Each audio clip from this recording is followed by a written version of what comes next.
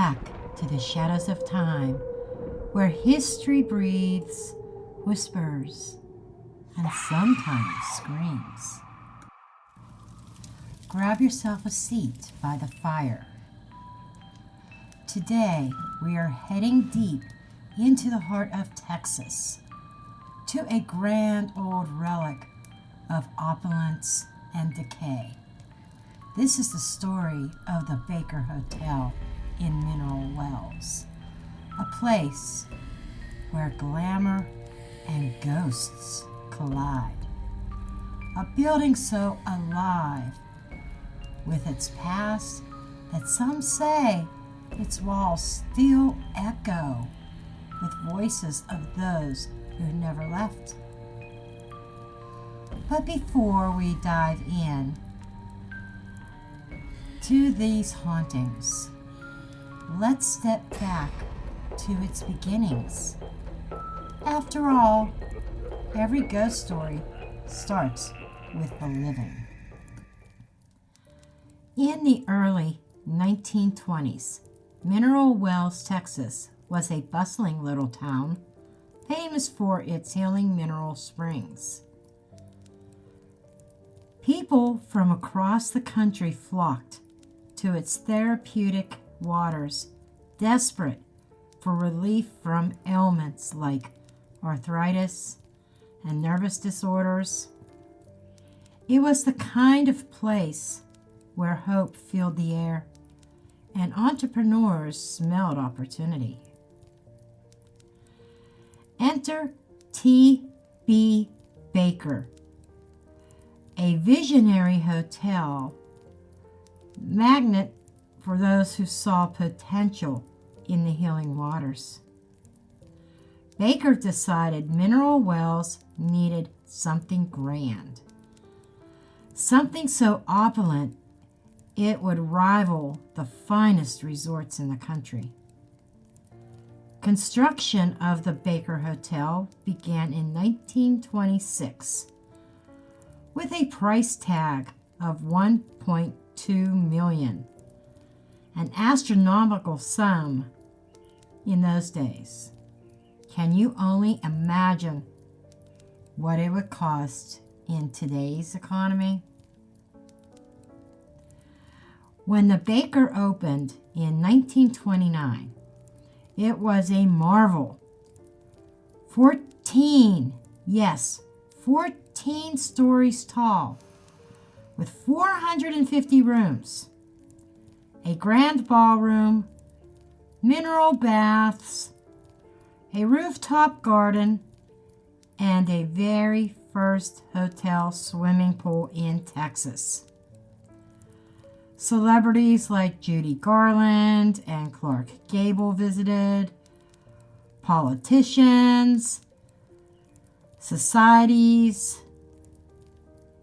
social groups, and the wealthy elite made it their retreat. The Baker wasn't just a hotel. It was a monument to the good life. But even in its golden age, whispers of darkness began to creep in. The Baker thrived through the 1930s and 1940s, weathering the Great Depression and World War II.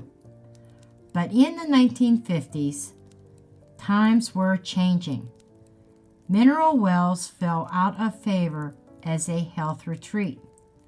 The glamorous guests stopped coming. By 1972, the Baker's doors were closed, and the Grand Hotel that had once been the jewel of Texas was left to rot. The once beautiful structure became a crumbling shell. Vandals and nature alike took their toll.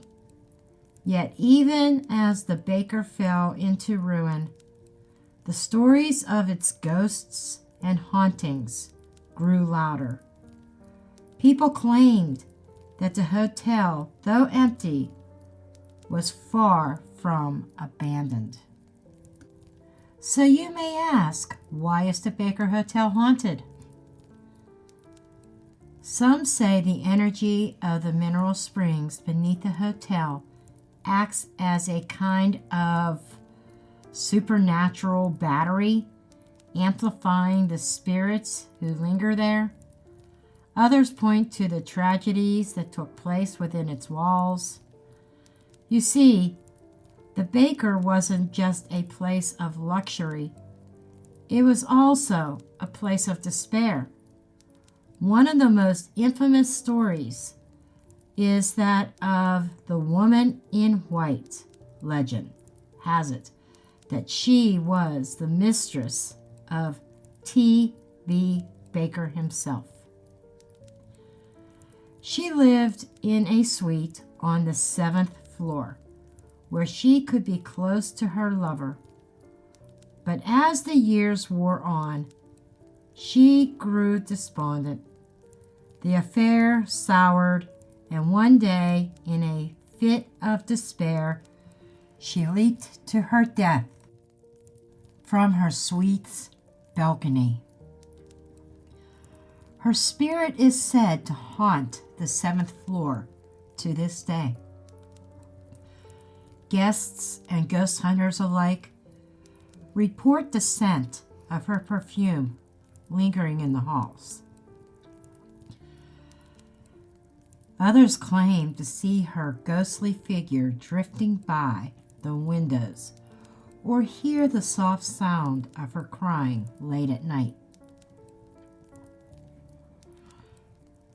Then there's the tale of the bellboy.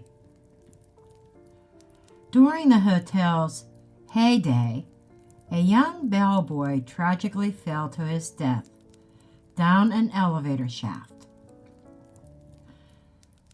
Some visitors have reported hearing the sound of footsteps running down the hall, only to see no one there.